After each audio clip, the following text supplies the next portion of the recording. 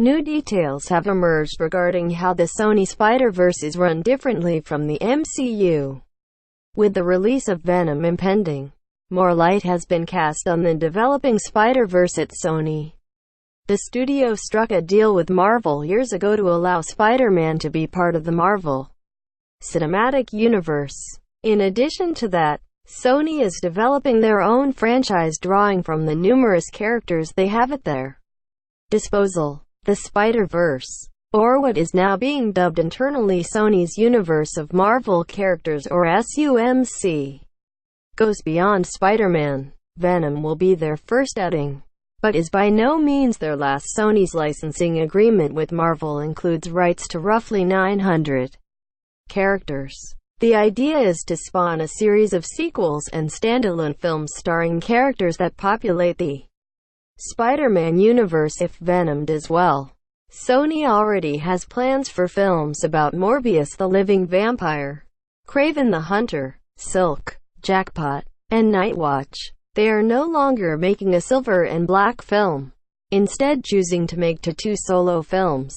Related, Sony aiming to recruit female directors for multiple Marvel projects. In their report on Sony's plans, Variety detailed the power structure behind the scenes. Unlike MCU films, which are overseen by Kevin Feige, or even the DCEU films, which are overseen by Walter Hamada, Sony doesn't have a boss overseeing its universe. The closest they have is Sanford Panitch, president of Columbia Pictures, and the executive who has been overseeing Sony's universe of Marvel characters. His job is more to get the films into shape. The projects themselves are driven by their producers.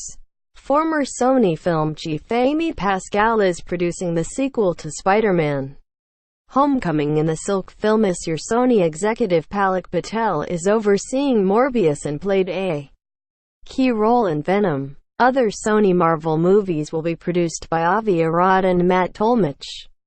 Gina Prince Bythewood, who was set to direct the Silver and Black movie, will produce the Black Cat and Silver Sable solo film. Sony is open to sharing their licensed characters other than Spider-Man with Marvel and are hopeful that some of the Avengers may make cameos in Sony films. Sony is also focusing on more female-driven projects.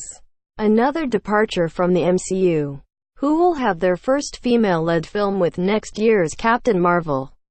The Black Cat and Silver Sable films are just the start. Silk is a Korean-American girl with spider-like abilities. Jackpot is another female character, a vigilante in her mid-40s.